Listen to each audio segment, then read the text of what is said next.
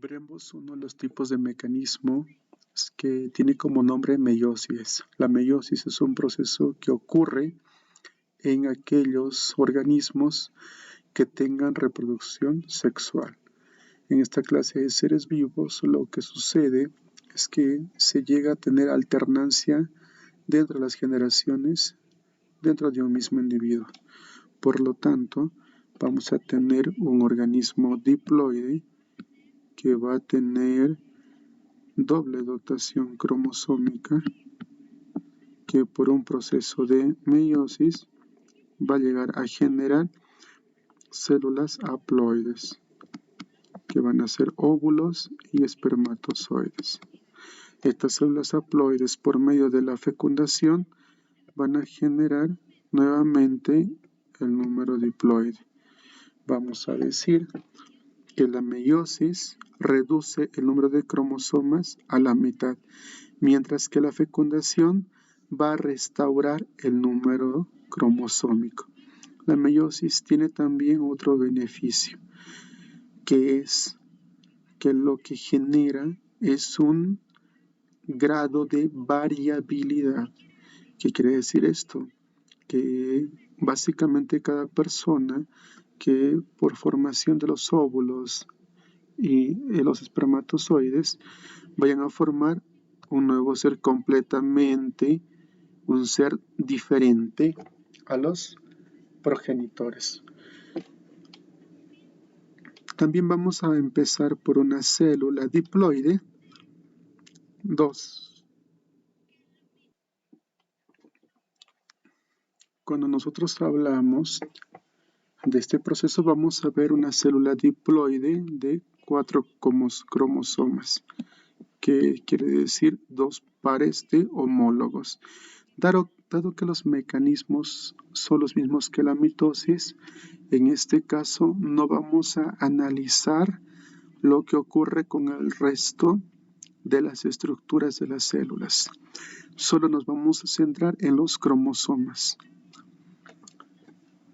Vemos una fase G1 con nuestros 4 cromosomas, un par de homólogos y el par de homólogos, el cual le vamos a llamar 1 y 2.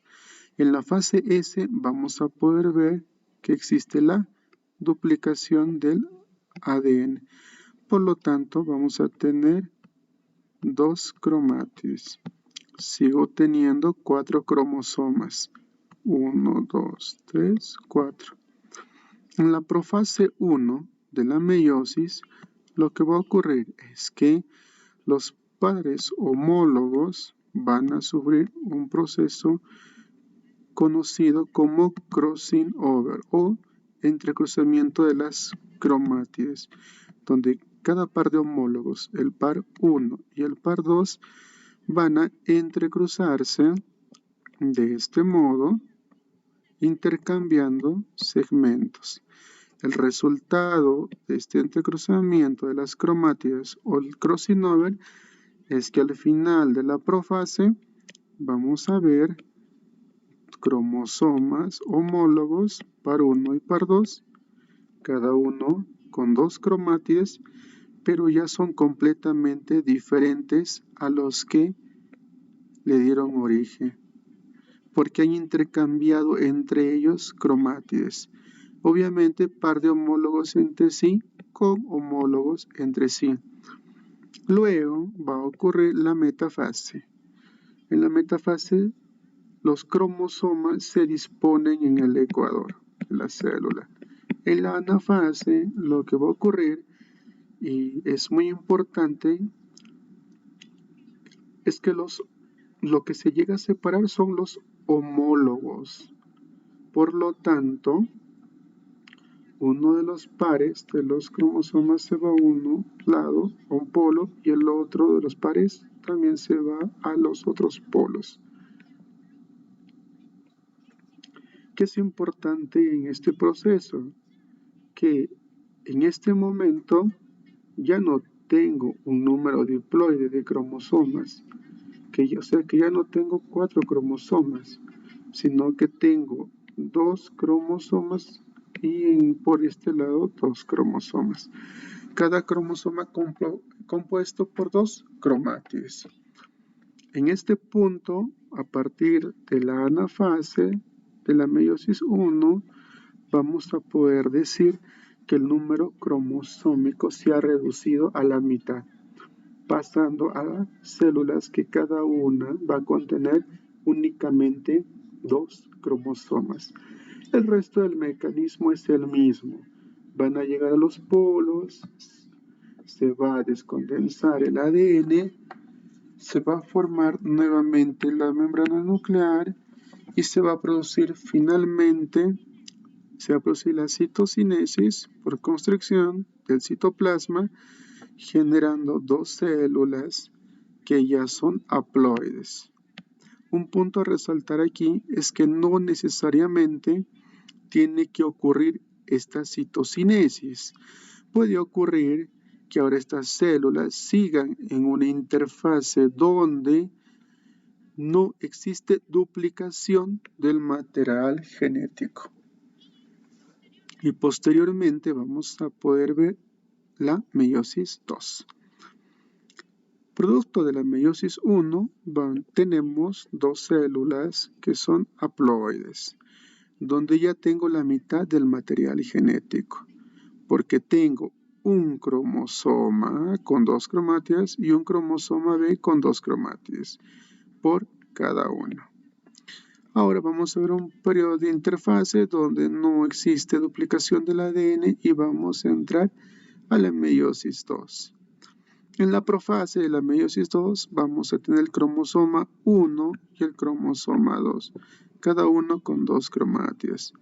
Y en la otra célula nos vamos a poder ver con la misma estructura en la cual vemos un cromosoma 1 y un cromosoma 2. Por eso son haploides. ¿Qué es lo que sucede? En la metafase van a estar todos alineados en el ecuador de la célula y que la anafase, lo que sucede es la separación de las cromátides hermanas, las cuales se van a los polos de las células. De esta manera viene una telofase y una posterior citocinesis. ¿Cuál va a ser entonces el resultado? Que durante la meiosis 2 vamos a poder obtener finalmente 4 células con la mitad del número cromosómico. ¿Cuál es el resultado de la meiosis?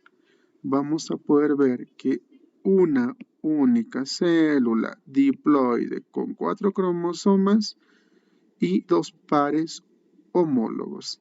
Producto de que existió una replicación del ADN durante la interfase 1, vamos a poder obtener que se van a separar los cromosomas homólogos. Por lo tanto, como resultado de la meiosis 1, vamos a tener 2 células haploides. Cromosoma 1, cromosoma 2, cromosoma 1, cromosoma 2, cada uno con 2 cromátides.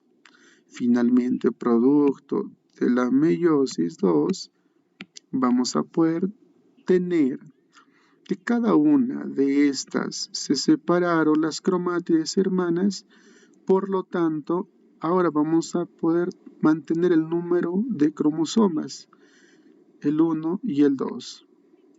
Solo que son cromosomas simples, formados por una sola cromátide. Existió una replicación del ADN, pero se tuvo 2 divisiones nucleares. Esta es la consecuencia de que reduzca el número cromosómico a la mitad. Otra cosa importante es poder resaltar la variabilidad. Todas estas células hijas, que ahora son 4, son completamente diferentes sus cromosomas a la progenitora. Esto es lo que se llama variabilidad y esta es la importancia de la meiosis.